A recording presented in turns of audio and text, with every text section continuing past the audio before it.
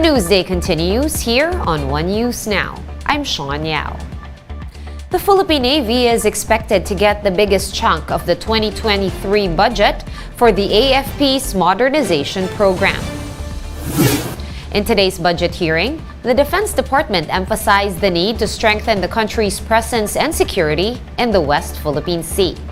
Under the proposed budget for 2023, 19 billion from the 45 billion pesos allotted for the Philippine Navy will be used to purchase gunboats, missile systems, and offshore patrol vessels.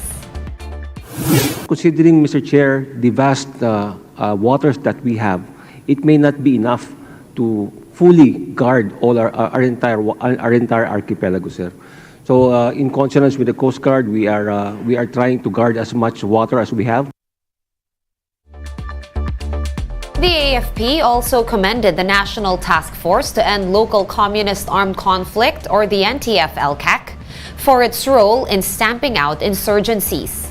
Opposition groups have been calling to abolish the NTF-ELCAC after persistent red tagging by some of its officials. We were able to dismantle this time around 60 guerrilla fronts. We are now continuing this program, and the DND will support this program. As I've mentioned, this is a game changer, and we see that we are now approaching the irreversible trend for the other side to recover. And I can say that we have lessened the threat of the communist terrorist groups at this point. And the Office of the Vice President is considering to file criminal suits against those who are claiming that VP Sara Duterte had been using the presidential helicopter for personal travel. Marian Enriquez with the report. 2.3 billion pesos. This was the budget recommended by the Budget Department for the Office of the Vice President for 2023.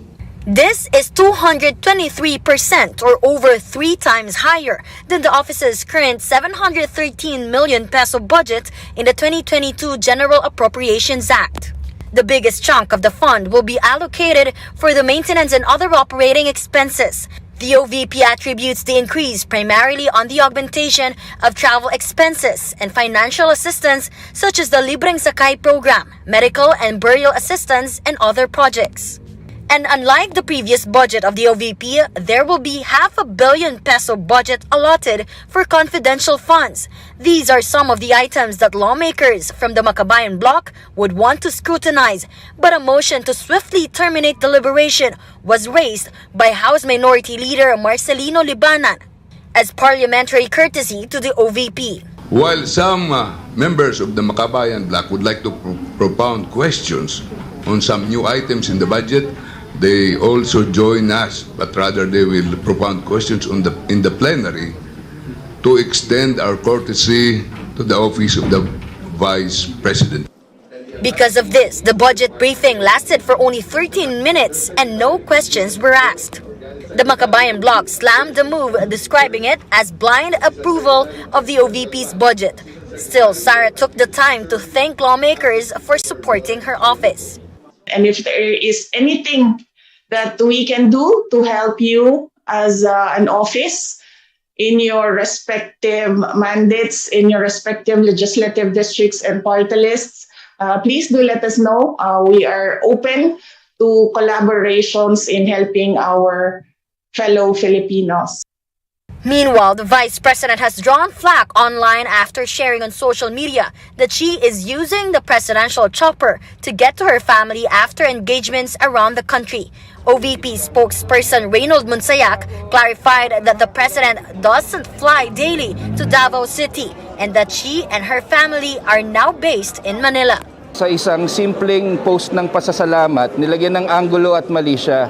Fake news ho yan, na araw-araw ginagamit yung chopper para umuwi sa Davao. Ngayon, kapag meron na ho nakadiskubre ng chopper na kayang lumipad ng Manila papuntang Davao, makikisakay po ako. Salamat po. The proposed 2023 budget of the OVP will be tackled at the plenary for debates. For News 5, Marian Enriquez, we are One News. We're pausing for a quick break, but we will be back with more stories after that. Keep it here on One News.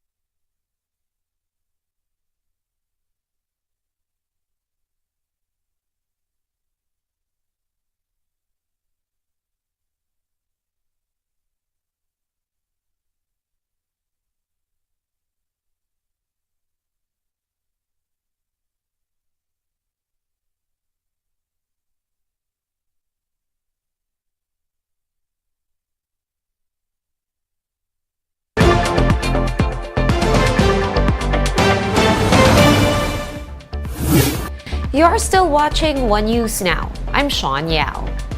One study shows that internet access in the Philippines is not affordable vis-a-vis global standards. According to the Netherlands-based cybersecurity company Surfshark, the country's internet affordability ranks 98th in the world. Compared to Israel, which has the most affordable mobile internet in the world, Filipinos have to work 59 times more to get the same level of connectivity. The research evaluates countries based on their internet quality, online infrastructure, and internet affordability, among others. Let's now take a quick look at today's other top stories.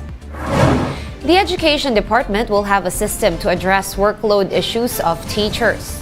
DepEd spokesperson Michael Poa said the agency will try to determine the appropriate teaching hours and how other administrative tasks can be reduced.